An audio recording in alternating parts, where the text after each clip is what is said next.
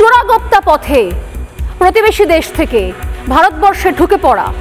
ভারতের সম্পত্তি ধ্বংস করা, ভারত এখানে এসে অশান্তির আগুন জ্বালানো,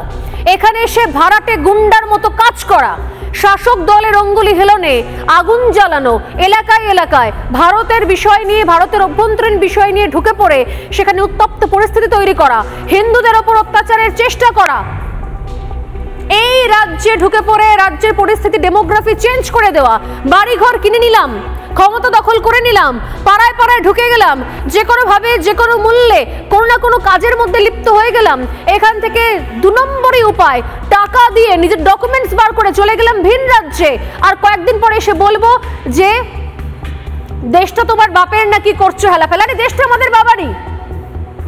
যারা চলে আসছে অবৈধভাবে অনুপ্রবেশ করছে তাদের বাবার নয়। অতএব এই যা খুশি করে একটা ন্যারেটিভ সেট করা, এইটা করা যাবে না। কারণ এই মুহূর্তে ঠিক যেভাবে হিন্দু শরণার্থীর জন্য এই আইনের একটা দরজা খুলে দিয়েছে, এই আইন কোথাও একটা আলোর দিশা দেখিয়ে দিয়েছে, ঠিক সেরকম ভাবে যারা অবৈধ অনুপ্রবেশকারী, যারা শুধুমাত্র ভারত থেকে সুবিধা নেওয়ার জন্য এবং ভারতের ক্ষতি করার জন্য